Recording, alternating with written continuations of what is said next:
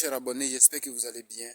Je m'excuse pour la toute dernière vidéo que j'ai faite. Je vous ai vraiment fait souffrir parce que le volume était vraiment bas et je n'avais pas prêté attention puisque je faisais le montage avec l'écouteur à l'oreille, donc je n'ai pas du tout prêté attention. Donc je m'excuse. La technique de Nescafé 3 en 1 était d'installer une application qu'on appelle Duolingo.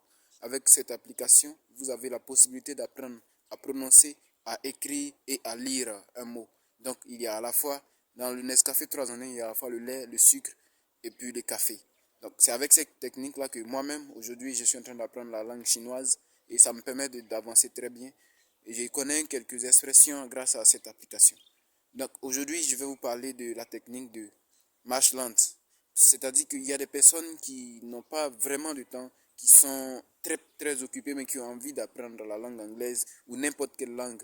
Parce que mes techniques ne sont pas seulement que pour une seule langue, mes techniques sont pluralisées. Donc, pour ces personnes-là qui veulent apprendre, mais qui n'ont vraiment pas de temps, il y a une manière de le faire. C'est-à-dire que quand je prends par exemple une maison, et je prends en anglais par exemple une maison, house, les éléments qui composent la maison là, j'essaie de trouver le nom en anglais. Je prends par exemple peut-être la cuisine. Tous les éléments qui constituent la cuisine, je dois trouver le nom. Et à chaque fois que je fais cela, je double, je multiplie mon vocabulaire et j'apprends de nouveaux mots. J'ai qualifié cette technique de la technique lente parce que ce sont les mots seulement que vous apprenez, mais vous n'apprenez pas les structures des mots. Comment est-ce qu'on les utilise dans les phrases? C'est pourquoi je les appelle la technique lente. Mais dorénavant, ça peut aider toute personne désireuse d'apprendre n'importe quelle langue. Ce n'est pas seulement limité. C'est vrai que vous n'allez pas faire avec le vocabulaire de ce type-là. Pour certaines personnes, ces personnes-là qui n'ont pas de temps, n'auront pas le temps de faire les phrases. Donc, ça serait compliqué pour eux.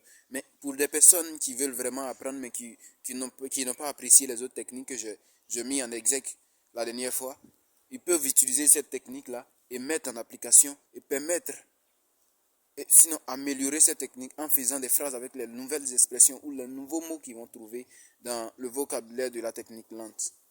Si ça, quand je prends une personne, en anglais par exemple, je prends un homme par exemple, a man, head, hand, chest, shadow. Ce sont des trucs là que j'apprends en fait, avec le dictionnaire.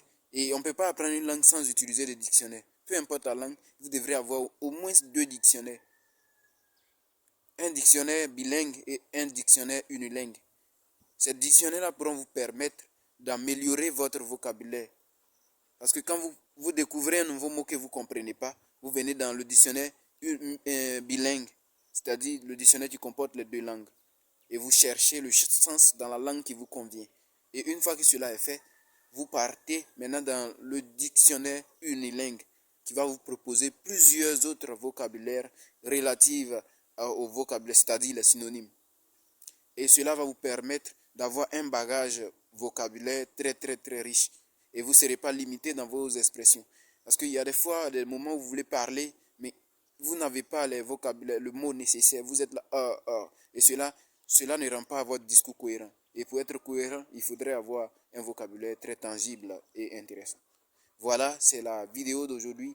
J'espère que vous allez m'entendre très bien, plus que la dernière fois. Et je rappelle qu'il y a des personnes qui ont découvert une de mes vidéos que j'ai qualifiée comment rédiger une fiche TDR et qui veulent les exemplaires. Je demande à ces personnes de mettre leur email en inbox pour que je puisse envoyer les exemplaires sur leur mail directement.